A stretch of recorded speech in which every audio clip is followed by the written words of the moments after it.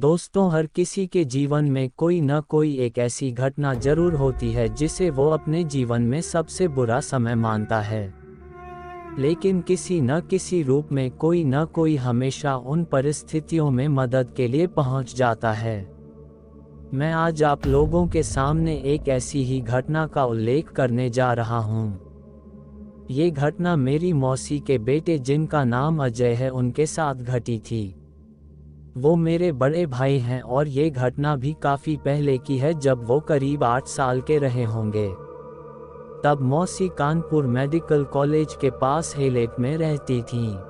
भैया के दादाजी काफ़ी जाने माने इंसान थे। वहाँ की अच्छी खासी हस्तियों में उनका नाम था। आज़ाद मैगज़ीन कान के नाम से उनकी किताबों की अच्छी खासी दुकान थी और न्यूज़पेपर के कानपुर में सबसे बड़े हॉकर थे। उनका नाम कुछ और ही था, मगर वहाँ सब उन्हें आज़ाद के नाम से जानते थे। आज़ाद के नाम से प्रसिद्ध वो व्यक्ति अपनेपन, उदारता और सौम्य व्यवहार की परिभाषा थे।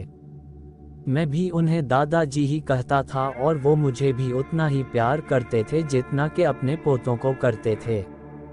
हेलेट में रहने के कारण वो लोग कानपुर मेडिकल कॉलेज के बहुत पास रहते थे। अजय भैया और उनके बड़े भाई अक्सर मेडिकल कॉलेज के पार्क और बगीचों में खेलने जाया करते थे। वहाँ के लोगों के साथ अच्छे व्यवहार की वजह से उन्हें कभी कोई मना नहीं करता था। रोज के जैसे ही दिन चल रहे थे। दिवाली आने को थी और बच्चों की छुट्टियां चल रही थी।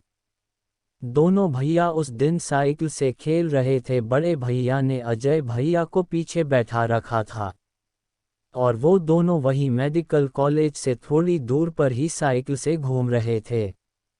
फिर घूमते हुए मेडिकल कॉलेज के पास आ गए।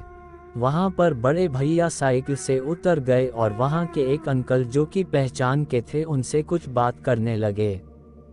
साइकिल खड़ी थी और उस पर पीछे की सीट पर अजय भैया अभी भी बैठे थे। अभी 5 मिनट ही हुए होंगे कि अचानक अजय भैया साइकिल समेत नीचे गिर पड़े। वो अंकल और बड़े भैया उनके पास आए, उन्हें उठाया, मगर वो बेहोश हो चुके थे। दोनों सोचा कि शायद संतुलन खोने की वजह से गया और वो उन्हें उठाकर घर ले आए। घर आने पर मौसी जी उनके मुंह पर पानी वगैरह छिड़का, मगर उन्हें कोई होश नहीं आ रहा था। अचानक उनकी सांसें उखड़ने सी लगी और वो लंबी लंबी सांसें लेने लगे। अजय अजय। सब आसपास उन्हें उनके नाम से बुलाए जा रहे थे, मगर उनकी तरफ से कोई जवाब नहीं आ रहा था और आंखें भी नहीं खुल रही थी। मेडिकल कॉलेज पास ही था, इसलिए बिना देर किए वहां मौजूद सब लोग, वो अंकल, मौसी और मौसा जी भी भैया को लेकर सीधा इमरजेंसी में पहुंचे। डॉक्टरों ने सारी पूछताछ की और सबको बाहर करके जांच में लग गए।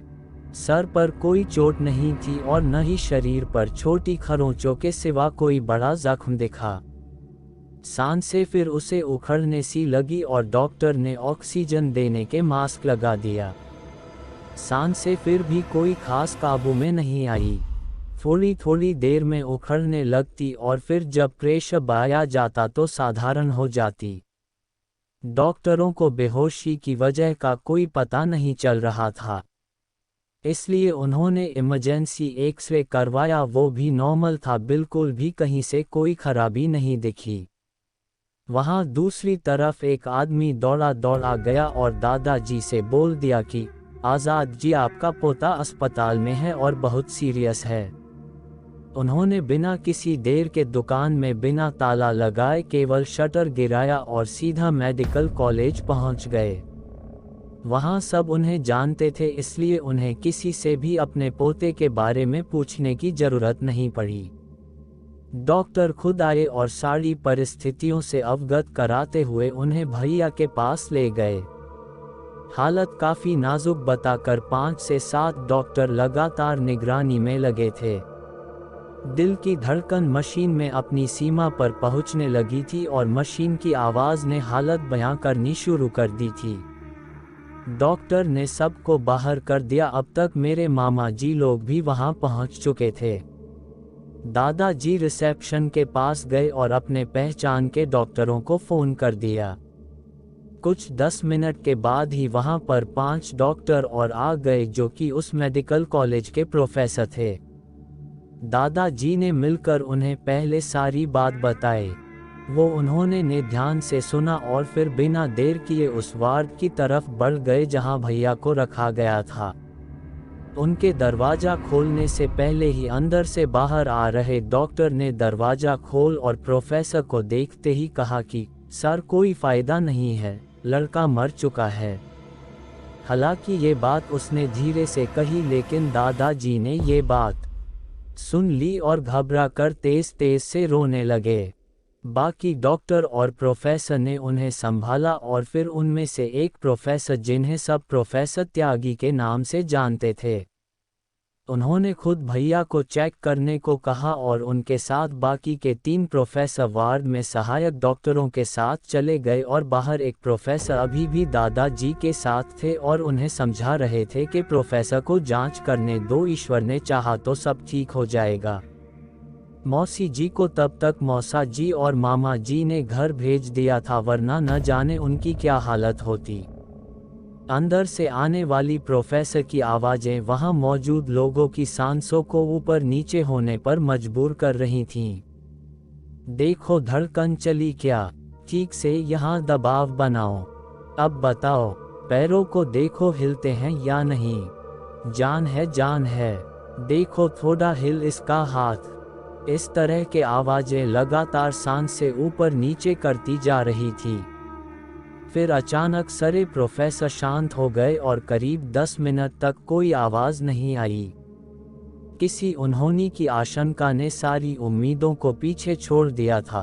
तभी प्रोफेसर त्यागी बाहर आए और बताया कि बच्चे को कुछ नहीं हुआ है आज़ाद जी, बस प्रार्थना कीजिए कि वो जल्दी ठीक हो जाए। इस बात से सबको राहत मिली थी, मगर अभी भी प्रार्थना जारी थी। प्रोफेसर भी इस बात से बहुत परेशान थे कि जब सारी रिपोर्ट और एक्सरे सामान्य हैं तो फिर इतनी सीरियस हालत की वजह क्या है। फिलहाल प्रोफेसर उनकी निगरानी में लगे हुए थे और आनन फानन में कई एक्सरे दोबारा करवा लिए थे। उन्होंने ये बात मामा जी और मौसा जी से भी कही कि हम अभी सिर्फ जो परेशानी आ रही है उसका इलाज कर रहे हैं, मगर इस बेहोशी और इस हालत की जड़ हमें नहीं मिल रही। सब कुछ नॉर्मल है, मगर पता नहीं क्या हुआ है और ऊपर वाले को क्या मंजूर है। अब सब कुछ ऊपर वाले पर ही छोड़कर सब बैठ गए थे। घबराहट और बेचैनी ने दिमाग का चलना भी रोक दिया था। किसी की समझ में नहीं आ रहा था कि क्या किया जाए और किसके पास जाएं। रात होने लगी थी, मगर भूख प्यास से बेखबर दादाजी, मौसा जी और मामा जी हॉस्पिटल में ही जमे हुए थे। मोबाइल का तब जमाना नहीं था, इसलिए रिश्तेदारों में ये बात धीरे धीरे ही फैल रही थी। रात गहराती जा रही थी। घर से आया हुआ खाना जस का तस रखा था, मगर किसी का खाने का मन नहीं हो रहा था। फिर दादाजी को घर भेजकर मामा जी और मौसा जी ही केवल हॉस्पिटल में रुके थे और आईसीयू में भर्ती भैया की समय समय की खबर ले रहे थे। भैया की हालत वैसे ही बनी हुई थी, कोई होश नहीं था उन्हें। रात के करीब 1 बजे मामा जी सिगरेट पीने के लिए बाहर गए। वो सिगरेट पीते हुए टहल रहे थे और ये सोच रहे थे कि न जाने क्या होने वाला है और क्या हो सकता है। तभी पीछे से आवाज आई, काका भैया नमस्कार। मामा जी ने पीछे मुड़कर देखा और बिना मुस्कुराए जवाब दिया, अरे मन्नी लाल कैसे हो? हम तो ठीक हैं, आप बताइए इतनी रात को और यहाँ कैसे? उन्होंने मामा जी से पूछा। मामा जी ने शुरू से आखिरी तक सारी बात बताई। इतना कुछ हो गया हमें बताया भी नहीं, हम तो यही हैं ड्यूटी पर, बस पीछे मुर्दा घर में। उन्होंने मामा जी परेशानी समझते हुए कहा, क्या बताए भैया, सुबह से तो खाने पीने का भी होश नहीं है। घर पर दीदी भी बेहाल पड़ी हैं, समझ नहीं आ रहा क्या हो रहा है क्या होगा। मामा जी ने अपना हमदर्द समझकर अपना सारा डक नम आंखों से उनके सामने रख दिया। भैया परेशान न हो, बस 3 घंटे और रुक जाओ, सुबेरा होते ही बस हम अपना झोला ले आए, फिर देखते हैं कहीं कोई और बात तो नहीं है। उन्होंने मामा जी से कहा, देखो भैया, जैसा बन पड़े करो, बस ये ठीक हो जाए। मामा जी ने उनसे नाउम्मीदी से कहा। उसके बाद थोड़ा इधर उधर की बात की और वापस आकर मामा जी भी वही आईसीयू के बाहर बैठ गए। जस के तस रहकर किसी तरह से दोनों ने वहीं पर रात गुजार दी। रात भर भैया में कोई बदलाव न देखते हुए डॉक्टरों ने उन्हें आईसीयू से अलग एक वार्ड में स्थानांतरित कर दिया। सुबह दादाजी और मौसी जी भी आईं और रोते बिलखते किसी तरह अपने बेटे को देखा और फिर मौसा जी के साथ घर चली गईं। मामा जी ने दादाजी मन्नी लाल के बारे में बताया और उनकी इजाज़त मांगी। उन्होंने अपने बेटे के लिए जिस तंत्र मंत्र पर कभी विश्वास नहीं करते थे, उसे भी इजाज़त दे दी। शायद कोई चमत्कार हो जाए और अजय ठीक हो जाए। मामा जी भी घर गए और जल्दी से जल्दी नहा धोकर वापस आ गए, क्योंकि उन्हें मन्नी लाल से जो मिलना था। खैर, मन्नी लाल को आने में देर हुई। वो 6 बजे की बजाय 7:30 बजे आए, मगर उनकी आने में देरी को लेकर किसी ने कोई आपत्ति नहीं जताई। मामा जी उनके इंतज़ार में थे और उनके आते ही सीधा उस वार्ड की तरफ बढ़ गए जहां भैया को डॉक्टरों ने रखा था। मामा आराम से जाकर अंदर दादाजी से बताने लगे कि जिनके बारे में बताया था वो आ गए हैं। लेकिन ये क्या, वो दरवाजे के बाहर ही खड़े थे। मामा जी ने उन्हें अंदर आने का इशारा किया, मगर फिर भी वही खड़े रहे, अंदर आने की कोशिश करते और फिर से वही खड़े हो जाते। ये देखकर मामा जी को अजीब लगा और मामा जी ने जाकर उनसे पूछा, क्या हुआ भैया, अंदर क्यों नहीं आ रहे? काका भैया, हम बहुत कोशिश कर रहे हैं, लेकिन ये लड़का जिसकी चपेट में है वो इतनी प्रबल शक्ति है कि हम खुद को जिस विद्या से बांधे हैं उसके साथ हम इस कमरे में घुस ही नहीं सकते। उन्होंने थोड़ी सी माथे पर चिंता की लकीरों को उभर कर कहा। मामा जी इस बात से थोड़ा परेशान हुए और बोले, अब क्या करें भैया, अब कैसे क्या होगा? थोड़ा समय दो, अभी बताते हैं क्या करना है और क्या होगा। उन्होंने खुद पर विश्वास रखते हुए मामा जी से कहा और वार्ड के दरवाजे पर ही बैठ गए। आने जाने वाले उन्हें देख रहे थे। फिर एक नज़र आई और उन्होंने उनके बाहर बैठे रहने का कारण पूछा। उन्होंने बिना झिझक के जवाब दिया, अंदर आज़ाद साहब बैठे हैं न, और हम नौकर आदमी उनके बराबर बैठे अच्छा नहीं लगता। नज़ ने उन्हें वैसे ही रहने दिया और दोबारा नहीं टोका। थोड़ी देर तक उन्होंने अपना कुछ धीरे धीरे मंत्र जाप किया और फिर वही बैठे रहे। मामा जी ने उनके पास जाकर पूछा, भैया क्या हुआ, कुछ हल नजर आया? भैया, ये शक्ति बहुत विकट है, 12:30 बजे तक अगर ये लड़का बच गया तो फिर ये नहीं मरेगा अपने बुढ़ापे तक। अभी इस शक्ति से हम टक्कर नहीं ले सकते। ये इसका वक्त चल रहा है जिसमें ये बहुत ज़्यादा ताकतवर है। ये हमको अंदर नहीं घुसने दे रहा है, न हम भी इसे बाहर नहीं निकले देंगे। हम भी यहीं डेरा जमाए रहेंगे, देखे कितने खेल दिखाता है। इतना कहकर वो फिर से अपने किसी मंत्र को शांति से पढ़ने लगे और मामा जी वापस जाकर बैठ गए। समय 10 बज रहे थे। अब सबको इंतज़ार था तो सिर्फ 12:30 बजे तक के समय के काटने का। सब अपने अपने तरीके से भगवान से प्रार्थना कर रहे थे और मन्नी चाचा बाहर वैसे ही बैठे थे। कभी अपने थैले से कुछ निकल कर मंत्र पढ़ते तो कभी कोई वस्तु मंत्र पढ़कर अंदर वार्ड में फेंक देते। बेचैनी और बेबसी की वजह से वो 2.5 घंटे किसी 2.5 दशक जैसे लग रहे थे। दादाजी को डॉक्टरों पर यकीन था, मगर मामा जी को मन्नी चाचा पर, क्योंकि मामा जी ये बात मान चुके थे कि जब डॉक्टर भी परेशान हो जाएं और सारी रिपोर्ट भी नॉर्मल हो तो तंत्र मंत्र का सहारा भी बहुत बड़ा योगदान देता है। बाहर बैठे हुए मन्नी चाचा की बेचैनी देखी जा सकती थी। कोई भी ज्ञाता ये देखकर जान सकता था कि वहां बैठे आदमी की बेचैनी किसी आम इंसान की बेचैनी से अलग थी। ये बात वहाँ काम करने वाली एक दक्षिण भारतीय नर्स जान गईं। वो वार्ड में जाते वक्त मन्नी चाचा से बोली, अंकल तुम यहाँ तंत्र मंत्र कर रहा है न, हमको ये सब पता है।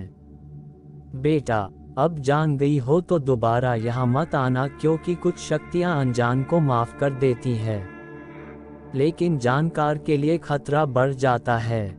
मन्नी चाचा ने आराम से नर्स को समझाते हुए सच्चाई से अवगत कराया। वो नर्स ये बात सुनकर डर गई और दोबारा उस जगह दिखाई नहीं पड़ी। मामाजी और मन्नी चाचा पर मानसिक दबाव बनता जा रहा था। एक चूक या लापरवाही अगर होती तो दो जाने जाती, एक जो पहले से गिरफ्त में थी और दूसरी जो उससे टक्कर ले रही थी। किसी तरह से तो 12 बजे तक का समय कट गया। मौसी जी और मौसा जी खाना लेकर अस्पताल आ चुके थे, लेकिन अब जैसे जैसे उसका प्रबल समय खत्म हो रहा था, उस शक्ति ने अपना खेल दिखाना शुरू कर दिया। भैया की सांस से ऊपर नीचे होने लगी, आंखें पलट गई। उनकी खुल आंखों में सिर्फ सफ़ेदी नजर आ रही थी, आंखों की पुतली दिखाई नहीं दे रही थी। हाथ पैर झटके खाने लगे थे। डॉक्टर को बुलाया गया। जल्दी से जल्दी 3-4 डॉक्टर और प्रोफेसर अंदर गए और बाकी सबको बाहर कर दिया गया। डॉक्टर अपनी पूरी कोशिश में लगे थे और उधर मन्नी चाचा कोई कसर नहीं छोड़ रहे थे। उनके मंत्रोच्चारण लगातार चल रहे थे। मौसी जी को रो रो कर बुरा हाल हुआ जा रहा था। डॉक्टरों ने भैया के हाथ पैर पकड़े हुए थे और एक डॉक्टर उनके सीने को लगता दबा रहा था अपना पूरा जोर लगाकर। तभी अचानक अंदर से भैया के चिल्लाने की आवाज़ आई, मम्मी मम्मी। ये सुनकर मौसी जी तुरंत वार्ड की तरफ दौड़ पड़ी, मगर मन्नी चाचा ने उन्हें अंदर जाने से मना कर दिया। लेकिन पूरे 24 घंटे बाद भैया की आवाज़ आई थी, इसलिए वो अंदर जाने पर आमादा हो गईं। मन्नी चाचा ने मामा जी से कहकर उन्हें वहीं रोक दिए और समझाया कि अगर ये अंदर चली गईं, फिर ये लड़का तो बच जाएगा मगर हम इनको नहीं बचा पाएंगे, क्योंकि अंदर से जो आवाज़ आ रही है वो छलावा है किसी और को अपना शिकार बनाने के लिए तुम्हारे परिवार से। तुम्हारा लड़का तो अभी भी बेहोश है। मन्नी चाचा के लिए ये परीक्षा की घड़ी थी। दूसरी तरफ डॉक्टरों को इस बात से थोड़ी सी आशा नजर आई और वो अपने पूरे दिल जान से जो हो सकता था कर रहे थे। उन्हें लगा कि अगर ये लड़का घर वालों को बुला रहा है तो ये ठीक होने की कगार पर है और इसे कोई मानसिक चोट भी नहीं है। थोड़ी देर तक उनका ये सारा ट्रीटमेंट चलता रहा। उसके बाद भैया को ऑक्सीजन लगाकर बेहोशी में ही छोड़कर सारे डॉक्टर बाहर आ गए। दादाजी से कहा कि अजय ने अपनी यादाश्त खोई नहीं है, इसका मतलब है कि अब दोबारा होश आने तक शायद सब ठीक हो जाएगा। फिलहाल वो जितनी देर सोता है उसे सोने दे, बिल्कुल भी डिस्टर्ब न होने दें।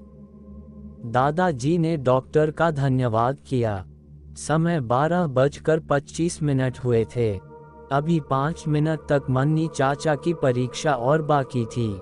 मन्नी चाचा ने किसी को भी 5 मिनट के लिए अंदर जाने से रोक दिया। अपने थैले से कुछ राख भस्म निकली और अंदर वार्ड में फेंक दी। फिर न जाने किससे वार्ड के अंदर देखते हुए धीरे धीरे बात कर रहे थे, जैसे कि अंदर कोई खड़ा हो। अगले 5 मिनट तक वो कुछ बात सी करते रहे। उसके बाद जैसे ही 12:30 बजे के आंकड़े को घड़ी ने छुआ, उन्होंने वार्ड के अंदर लपक के कुछ पकड़ा, जैसे कि कोई साधारण इंसान परेशान करती हुई मक्खी को पकड़ता है। उसके बाद अपने थैले से कुछ मैले धागे जैसा निकल और मंत्र पढ़ते हुए अपने हाथ पर बांध लिया और मामा जी से सबको लेकर अंदर जाने को कहा और खुद बाहर चले गए और कह दिया कि कोई भी मेरे पीछे न आए, खासकर इस खानदान का। उन्होंने दादाजी की तरफ इशारा करते हुए कहा। उनके ये बात सुनने के बाद सब सीधा वार्ड की तरफ दौड़ पड़े, अपने बेसुध बेटे को देखने के लिए। सबके दिल में अब एक आशा थी, मगर किसी आशंका ने अभी भी सबके चेहरे के ऊपर छाया डाल रखी थी। सब बैठे सिर्फ भैया के होश में आने का इंतजार कर रहे थे। वहां से निकलने के बाद मन्नी चाचा दोबारा लौटकर अस्पताल नहीं आए, मगर उन्होंने एक वार्ड के कर्मचारी से खबर भिजवा दी कि वो मामा जी से बाद में मिलेंगे। शाम तक भैया को होश आ गया और वो एकदम नॉर्मल हो गए, बस थोड़ी सी कमजोरी बता रहे थे। सबको पहचाना भी, खाना भी आराम से खाया, और जब उनसे ये पूछा गया कि उन्हें हुआ क्या था तो वो सिर्फ इतना ही कहते कि मैं साइकिल से गिर गया था, इसके आगे उन्हें कुछ याद नहीं था। फिर वो घर जाने की जिद करने लगे।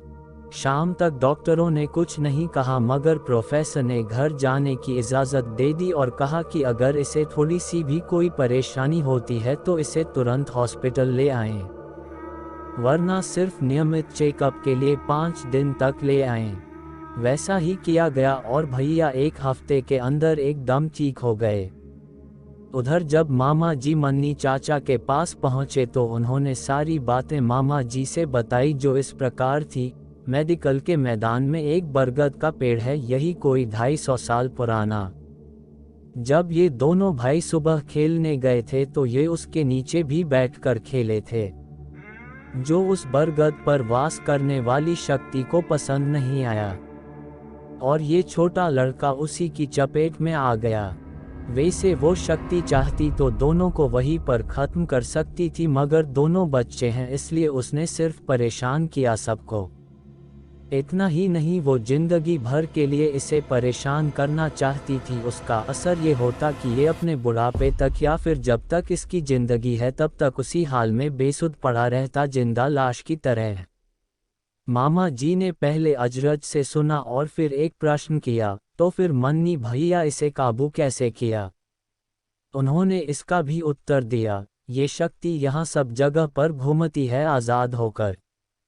कोई इसे यहाँ से ना हटा सकता है और न ही इसे पकड़ सकता है।